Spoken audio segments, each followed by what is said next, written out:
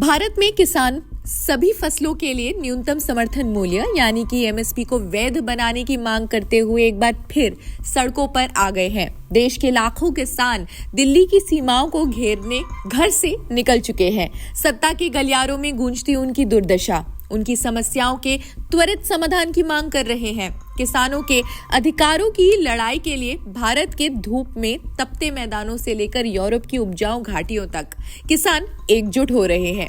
जी हाँ, उनकी आवाजें न्याय की पुकार और बदलाव की मांग को प्रतिध्वनित कर रही हैं। उपज की गिरती कीमत, फसलों की बढ़ती लागत, भारी भरकम नियामक, ताकतवर कारोबारी, कर्ज का बोझ, भूमि अधिग्रहण, जलवायु परिवर्तन और सस्ता आयात उनकी समस्याओं के मूल में है। पिछले कुछ दिनों में France, Italy, Romania, Poland, Greece, Germany, Portugal और नेदरलैंड में किसान सड़कों पर विरोध प्रदर्शन करते दिखे हैं। फ्रांस में तो किसानों ने सड़कें ठप करने के बाद यूक्रेन दूतावास पर मशीन से गोबर की बौछार कर दी। ये केवल छिटपुट विरोधों का संग्रह नहीं है, ये एक उभरता हुआ वैश्विक आंदोलन भी साबित हो रहा है। विपरीत परिस्थितियों में एकता का आह्वान भी कहा जा सकता है। भारत में किसान सभी फसलों के लिए न्यूनतम समर्थन मूल्य एमएसपी को वैध बनाने की मांग करते हुए सड़कों पर तो आ गए। इस बीच भूमिहीन किसान और दिहाड़ी मजदूर, ज्यादातर जो दलित समुदाय से आते हैं, एक यात्रा में उतर गए हैं। यात्रा वर्तमान में जालंधर, होशियारपुर और मोगा जैसे जिलों से चल रही है। इसके लिए मजदूर पैदल या साइकिल से एक गांव से दूसरे गांव जाकर समर्थन भी जुटा रहे हैं।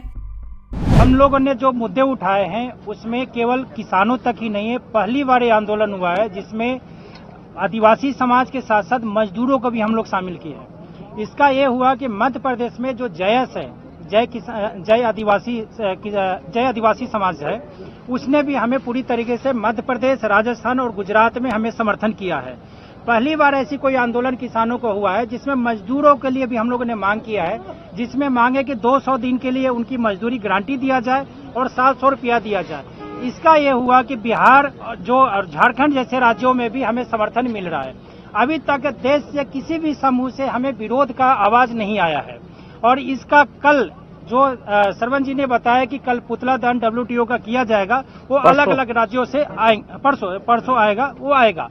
हम एक बात और बताना चाह रहे हैं कि पूंजीवाद का 2 हथियार होता है, एक सरकार और एक पुलिस। दोनों का इस्तेमाल हमारे ऊपर पुरजोर तरीके से किया जा रहा है। वो इसलिए किया जा रहा है कि बड़े घराने को, जो 2-3 बचे भारत में, उनके पास ही पूरी संपत्ति आ चुकी है, पूरी बाजार आ चुकी है, एक केवल जमीन बचा है, उस पर भी वो कब्जा करना चाह रहे हैं। ये दोनों भी टूल्स को, दोनों हथियारों का हमारे ऊपर इस्तेमाल किए जा रहे हैं। हमारे हरियाणा के किसान साथियों के घरों पे पर्चे चिपकाए गए हैं जिसमें कि उनकी जमीन पे दखल करने और नीलाम करने की भी बातें लिखी गई है। हम इस सरकार को ये बता देना चाहते हैं कि हम अपनी अंतिम दम तक लड़ेंगे और साथ में हम ये भी बताना चाहते हैं हम कोई जीत और हार के लिए नहीं आए हैं, न हम आपको हराने आए हैं, न हम जीतने आए हैं। हम अपनी वजूद की लड़ाई लड़ रहे हैं। मैं बिहार से हूँ, वहाँ पर मात्र 18 वर्षों में कृषि को खत्म कर दिया गया है, वहाँ पर सहकारिता को बंद कर दिया गया है, वहाँ पर मंडी सिस्टम को बंद कर दिया गया है। अगर पंजाब, हरियाणा इस पे बोल रहा है तो पूरा देश इसलिए साथ हुआ क्योंकि बिहार उसका एक उदाहरण है। और अगर उसको हम एग्जाम्पल के तौर पे आगे नहीं बढ़ाते हैं तो हमारी वजूद को खतरा है। हम अपनी वजूद के लिए लड़ रहे हैं। मोदी जी, आप अंबानी, अडानी और उससे जैसे बड़े घरानों को, एक एग्जाम्पल पे अंबानी, अडानी करिए है, बड़े घरानों पे, वॉलमार्ट जैसे घरानों पे आप उसके बहकावे में नहीं आए, बल्कि 80 करोड़ देश के जनता के हित को ध्यान रखते हुए हमारी जो मांगे, खास करके आदिवासियों के भी है और मजदूरों के भी है, जिसमें 100 करोड़ के आसपास पहुंच जाते हैं।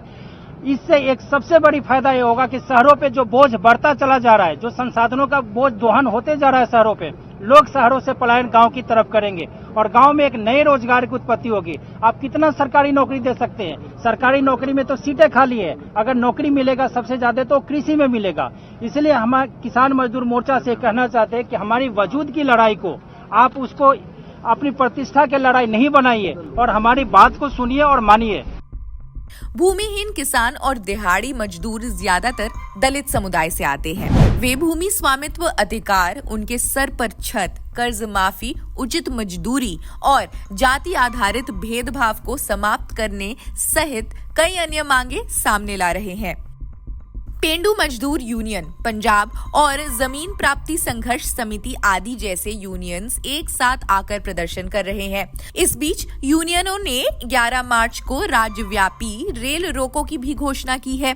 पेंडू मजदूर यूनियन के प्रेस सचिव कश्मीर सिंह घोषोर ने कहा, भूमिहीन और दलित मजदूर और अन्य वंचित वर्ग पैदल या अपनी साइकिलों पर विरोध प्रदर्शन में शामिल हो रहे हैं, अपनी आवाज उठा रहे हैं। कई मुद्दों पर आवाज उठाई है जिन पर लगातार सरकारों द्वारा ध्यान नहीं दिया गया। मजदूरों की अन्य मांगों में 1957 में अखिल भारतीय श्रम सम्मेलन में लिए गए निर्णय के अनुसार डेली वेतन में न्यूनतम 1000 रुपए की बढ़ोतरी, रविवार को साप्ताहिक छुट्टी का अधिकार, सरकारी सहकारी सहित सभी लोन पर माफी शामिल है। इसके अलावा निजी संस्थान और 1/3 पंचायत भूमि पर अधिकार की भी मांग की गई है। इस मुद्दे को समझने के लिए ऑन ग्राउंड जाना जरूरी है। लेकिन इस खबर में बस इतना ही। बाकी देश दुनिया की खबरों के लिए भी आप जुड़े रहिए जनसत्ता के साथ। शुक्रिया।